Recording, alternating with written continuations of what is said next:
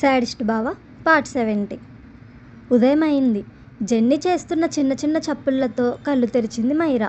రాత్రి ఏ పొజిషన్లో పడుకున్నాడో ఇప్పుడు కూడా అలాగే అంతే డీసెంట్గా పడుకున్న కిషాంత్ని చూసి కొన్ని క్షణాల పాటు కల అనుకున్నా అది నిజమని మెదడు సంకేతాలు పంపింది ఇష్టమైన స్పర్శ ద్వారా. ప్రశాంతంగా ఉన్న కనురెప్పలను చూస్తూ అలానే తలెత్తి ముందుకు వంగింది తనను వశం చేసుకునే ఆ బ్రౌన్ ఐస్పై ముద్దు పెట్టుకోవడానికి. చిన్నగా వినిపిస్తున్న నవ్వులు విని ఉలిక్కిపడి లేచి కూర్చుంది మైరా ఎవరై ఉంటారా అని. అప్పుడే డోర్ ఓపెన్ చేసుకొని బయటకు వెళ్తున్న జెన్నీని చూసి పిలుద్దాం అనుకునేలోపు బయటకు వెళ్ళిపోయింది జెన్నీ.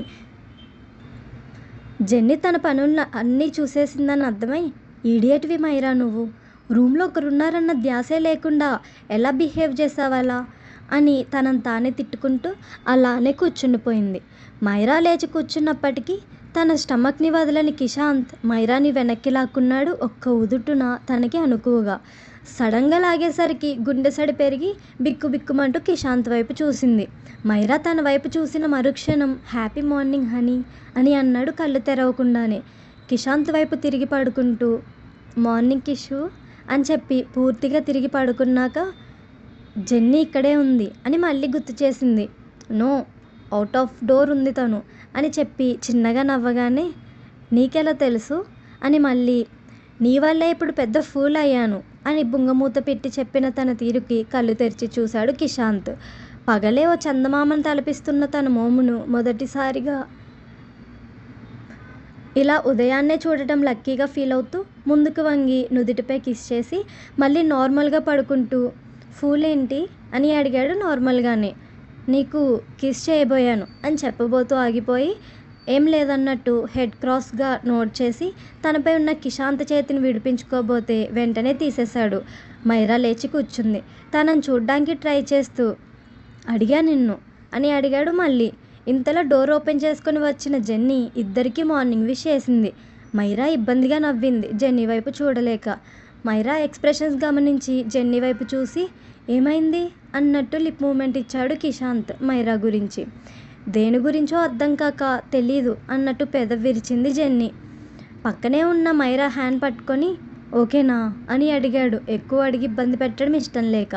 తను సైలెంట్గా ఉండేసరికి ఏమైందో అన్న గుబులు మొదలైంది. కిషాంత్ వైపు చూసి ఓకే అన్నట్టు కళ్ళార్పి హ్యాండ్ వదిలించుకొని వాష్రూమ్కి వెళ్ళింది ఫేస్ వాష్ కోసమని. సీతూ నిద్రలోనే పిలిచాడు అభి మత్తుగా. నిద్రలోనే ఊకొట్టింది పాప. లేవే, నువ్వు ఇలా ఉంటే నాకు అస్సలు నిద్ర లేవాలనిపించదు అని చెప్పి సితారాకి ఇంకా దగ్గరగా జరిగి పడుకున్నాడు అభి. అని అందే కానీ 10 నిమిషాలు గడిచిన ఆ వెచ్చటి కౌగిలి నుండి బయటపడడం ఇష్టం లేక కళ్ళు తెరవలేదు సితారా. ఓయ్ అని పిలిచాడు మళ్ళీ. ఇప్పుడు కొంచెం గట్టిగానే పిలిచాడు. ఆ పిలుపుకి విసుగ్గా లేచి కూర్చొని ఏంటభి నీ గోల, రేపటి నుంచి నువ్వు ఇక్కడ పడుకోకు, నైట్స్ నిద్ర లేకుండా అల్లరి చేస్తావు, పొద్దున్నే లేవమని గోల చేస్తావు అని అంటూ విసుక్కునేసరికి సితార నడుం చుట్టూ చెయ్యేసి మీదకి లాక్కొని ఇది నా వల్లే, నేనెక్కడున్నా పడుకుంటా, నా ఇష్టం, నీకేంటే ప్రాబ్లం అని అడుగుతూ ఊరిస్తున్న ఆమె పెదవులపై ముద్దు పెట్టుకొని చూస్తూ ఎలాగో నీకు ఆడపిల్ల లక్షణాలు లేవు, ఎలాగో నీకు పేరెంట్స్ నేర్పలేదు, కనీసం నన్నైనా నేర్పుకొని అని చెప్పి మళ్ళీ ముద్దు పెట్టుకొని నీ బద్ధకం నాకు కూడా ఎక్కించేస్తున్నావే పులి, అస్సలు ఆఫీస్కి వెళ్ళాలని కానీ పని చేయాలన్న ధ్యాస కానీ కొంచెం కూడా లేదు అని చెప్పి మరోసారి ముద్దు పెట్టుకొని ఇలానే నీతో కాలక్షేపం చేయాలని, నీకు బాగా దగ్గరగా ఉండాలని ఉంది అని చెప్పి వదిలాడు. నువ్వెలానో వచ్చేది 12 గంటలకే కదా, ఇంకేంటి ఎప్పుడైతే అని అడుగుతూ బెడ్ దిగి జుట్టు ముడేస్తూ కానీ నాకు చాలా పనులున్నాయి అని మూతి తిప్పుకొని వాష్రూమ్కి వెళ్ళబోతూ ఆగి అమ్మో నేను ఇలా వెళ్ళగానే అబ్బి నా ఫైల్స్ దగ్గరికి వెళ్ళి చూస్తే అని అనుకోగానే కంగారు మొదలై వెనక్కి తిరిగి చూసింది. పిల్లోని గట్టిగా పట్టుకొని పడుకున్న అభిని ఇప్పుడు లేచేలా లేలే అని అనుకొని వెళ్ళబోతూ ఆగి వీడిని నమ్మలేను అని అనుకుంటూ రిస్క్ ఎందుకులే అనుకొని పడుకొని ఉన్న అభిని తట్టి లేపింది.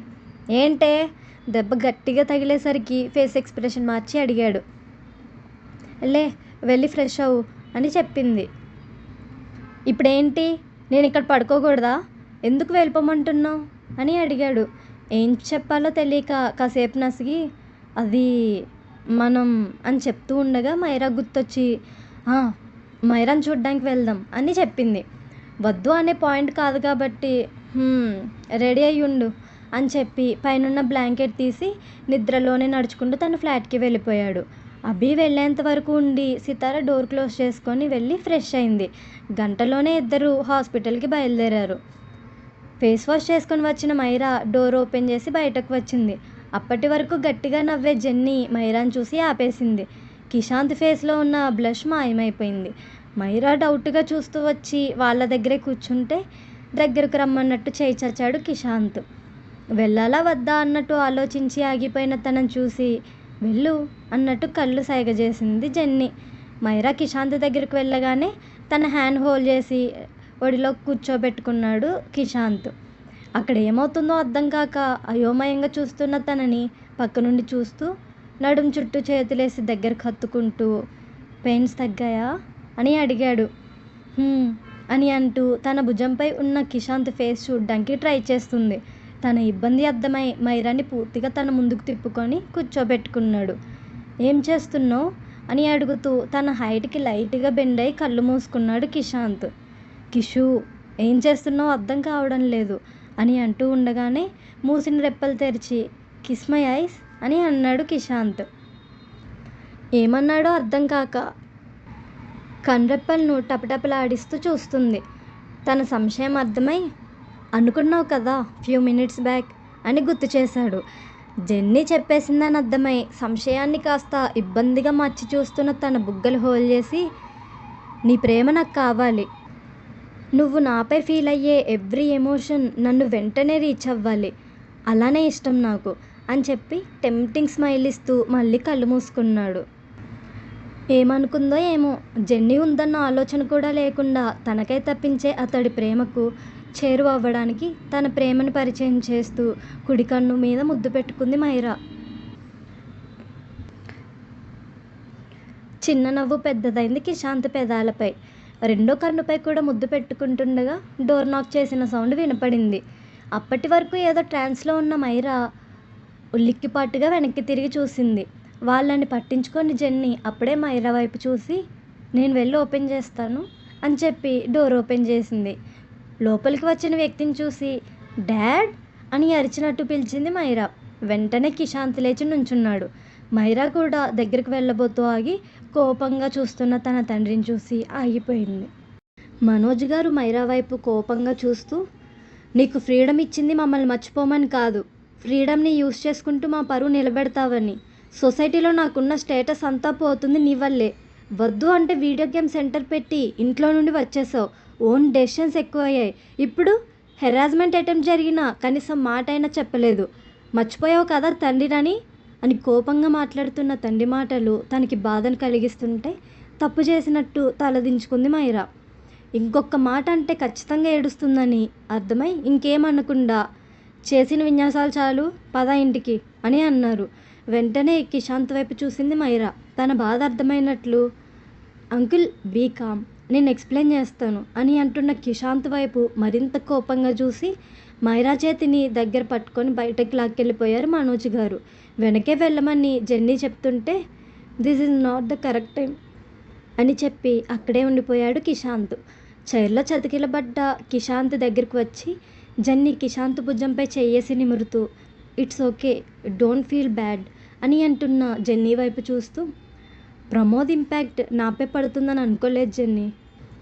Now I feel ashamed about him అని చెప్పాడు తగ్గని కోపంతో బిగిసిన గుప్పెడుతో. కామ్ డౌన్ కిషాంత్, మాట్లాడదాంలే, నువ్వు వర్రీ కాకు అని అంటున్న కిషాంత్కి కంఫర్ట్ ఇచ్చింది jenny. Dad it's hurting, please leave అని అంటూ మనోజ్ గారి చేతుల్లో నలిగిపోతున్న తన చేతిని చూసుకుంటుంది మైరా. అప్పటికే ప్రమోద్ వల్ల కలిగిన దెబ్బల నొప్పి ఇసుమంతైనా తగ్గకపోవడం వల్ల నొప్పి భరించలేకపోతుంది. అప్పటికే గ్రౌండ్ ఫ్లోర్కి చేరుకోవడం వల్ల పార్క్ చేయని కారులో మైరాని కుదేశారు మనోజ్ గారు. డోర్ గట్టిగా క్లోజ్ చేసి డ్రైవింగ్ సీట్లో కూర్చొని కార్ స్టార్ట్ చేస్తుంటే నీళ్ళ కళ్ళతో చూస్తూ డాడ్ అని అంది బాధగా. షటప్ మైరా, కొట్టేస్తాను మరొక మాట మాట్లాడావంటే అని చెప్పి కార్ స్పీడ్గా డ్రైవ్ చేస్తుంటే తండ్రి ఇచ్చిన వార్నింగ్ మర్చిపోయి మీతో చెప్పకపోవడం తప్పే, కానీ మీ దగ్గర నేను ఇంకేం దాచలేదు అని చెప్పింది కార్ స్లో చేస్తూ. సీరియస్లీ మైరా, ఇంకేం దాచలేదా అని అడిగారు కళ్ళల్లోకి చూస్తూ. కిషాంత్ గురించే మాట్లాడుతున్నారని అర్థమై ఐ లవ్ హిమ్ అని చెప్పింది సిన్సియర్గా. మరిది దాచడం కాదా అని అడిగారు సూటిగా. డాడ్, కిషాంత్ నాకు నిన్న నైట్ ఓకే చెప్పాడు అని చెప్పగానే కార్ సడన్ బ్రేక్ వేసి సైడ్కి ఆపి, ఆర్ యు మ్యాడ్? నీ లెవెల్ ఏంటి, వాడి లెవెల్ ఏంటి? You are daughter of business magnate Manoj Kumar. నువ్వెళ్ళి వాడికి ప్రపోజ్ చేసావా? అసలు వాడు ఎవడి కొడుకు నీకు తెలుసా? కోపంలో స్థాయి మర్చిపోయి స్థాయి గురించి మాట్లాడుతున్న మనోజ్ గారిపై మొదటిసారి కోపం వచ్చింది మైరాకి. డాడ్, మీరు అలా మాట్లాడకండి, మీపై నాకున్న రెస్పెక్ట్ పోతుంది అని చెప్పేసింది విసురుగా చూస్తూ.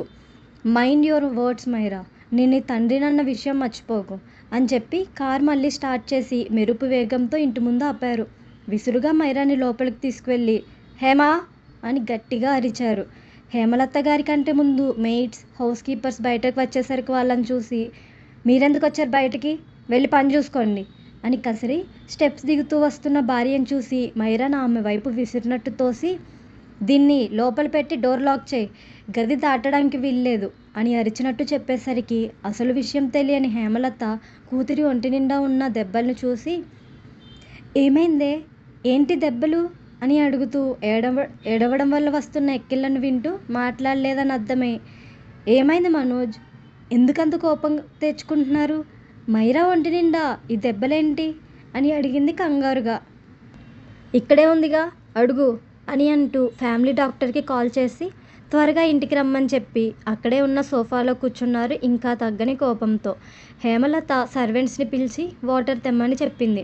ఆమె వాటర్ ఇవ్వగానే మైరా నోటికి అందిస్తూ తాగు అని చెప్తుంటే విసురుగా గ్లాస్ పక్కకి తప్పించి తన చుట్టూ ఉన్న హేమలత చేతులను తప్పించుకొని తన గదిలోకి వెళ్ళిపోయింది, తల్లి పిలుస్తున్నా పట్టించుకోకుండా. హేమలత మనోజ్ గారి దగ్గరకు వస్తూ, ఎందుకంత కోపం మీకు, అమ్మాయి బాధపడుతుంది, అరిచే ముందు ఆలోచించండి అని భర్తనే మందలించింది. మనోజ్ ఆమె వైపు కూడా గుడ్లురిమి చూస్తూ, నీకు నార్నోరు మాత్రమే వినిపిస్తుంది, దాని వేషాలు కనిపించడం లేదు అని చెప్పేసరికి, లిబర్టీ ఇచ్చినట్టే ఇచ్చి స్పై చేస్తున్నారా మైరాని అని అడిగింది ఉక్రోషంగా. ఈ గారాబమే దాన్ని చెడగొడుతుంది. బిజినెస్ స్టార్ట్ చేస్తా అంటే ఓకే చెప్పాను, ఫ్లాట్లో ఉంటా అంటే వద్దన్నాను, నువ్వే ఒప్పించి పంపించావు. అదేమో బయట ప్రేమాయణం నడుపుతుంది, వాడేమో దాన్ని పట్టించుకోకుండా వదిలేసి వెళ్ళిపోతే వాడి ఫ్రెండ్ దీనిపై సెక్సువల్ హెరాస్మెంట్ చేశాడు అని చెప్పారు బాధగా. ఆ మాటకి నివ్వెరపోయింది హేమలత. నోటిపై చేసుకొని నిజమా అని అడిగింది. ఇది జరిగి 2 రోజులైనా నాకు తెలియనివ్వలేదు. ఈరోజు షాప్ వైపుగా వెళ్తుంటే ఎవరో మాట్లాడుకుంటే విన్నాను. వర్కర్స్ని అడిగి హాస్పిటల్ అడ్రస్ కనుక్కొని వెళ్ళి చూసేసరికి ఆ వెంకటాద్రి కొడుకుతో ఉంది ఇది అని చెప్పిన భర్త మాటకు మరోసారి విస్తుపోయి చూస్తూ, ఆ అబ్బాయి ఎలా పరిచయం మన అమ్మాయికి అని అడిగింది. అదంతా మనకెందుకు, ముందెళ్ళి తనని చూడు, మళ్ళీ ఏ అఘాయిత్యమో చేసుకుంటే నేను బతకలేను అని చెప్పి పైనున్న కూతురి గది వైపు చూస్తూ దిగాలుగా చూశారు మనోజ్. సితారాతో పాటు వచ్చిన అభికి గదిలో కిషాంత్, జెన్నీ తప్ప ఇంకెవరూ కనిపించకపోవడంతో ఏమైంది అని అడిగాడు జెన్నీని.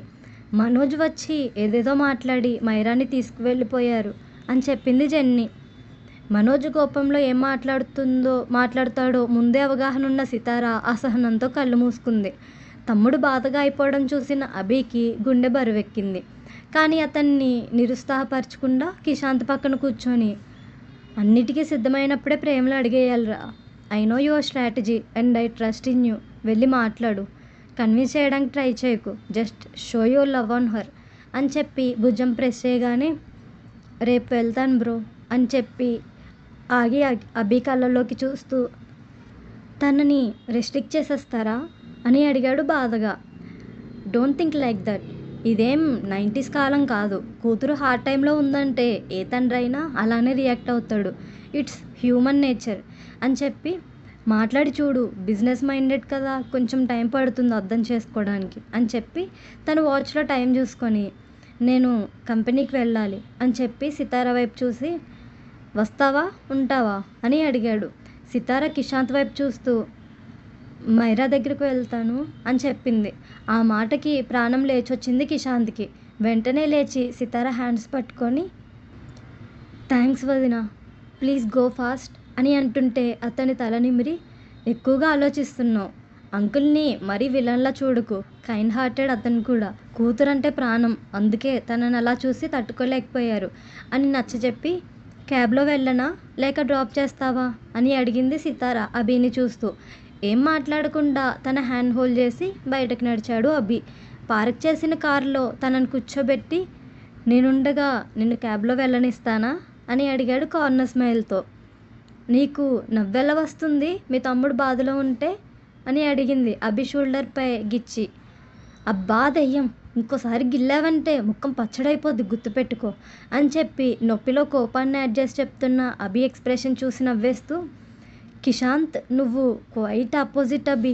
చాలా సెన్సిటివ్ తను అని చెప్పి కిషాంత్ ప్లేస్‌లో నువ్వుండి మైరా ప్లేస్‌లో నేనుంటే నేను అలా వెళ్ళిపోతే ఏమనుకుంటావు నువ్వు? బానే వెళ్ళిపోయింది అనుకుంటావు కదా? అని అడిగింది అభి కళ్ళల్లోకి చూస్తూ. చురుగ్గా తాకిన అతని చూపుల్లోనే సమాధానం తెలిసింది సితారాకి. నెక్స్ట్ ఏం ఉంటుందో అవగాహన ఉన్న వాళ్ళు కమెంట్ చేయండి. నెక్స్ట్ ఎపిసోడ్ కావాలన్నా కమెంట్ చేయండి. ఈ మధ్య కమెంట్స్ బాగా తగ్గిపోతున్నాయి. ఐ నో ఈ ఎపిసోడ్ నేను బాగా లేట్ చేశాను. ఇప్పటి నుంచి రోజుకి 2 ఎపిసోడ్స్ పక్కా వస్తాయి. అలాగే కొత్త స్టోరీస్ కూడా ప్లాన్ చేస్తున్నాను ఫ్రెండ్స్. చూసిన ప్రతి ఒక్కరు సబ్స్క్రైబ్ చేసుకోండి. మన ఛానల్ని సపోర్ట్ చేయండి. Thank you.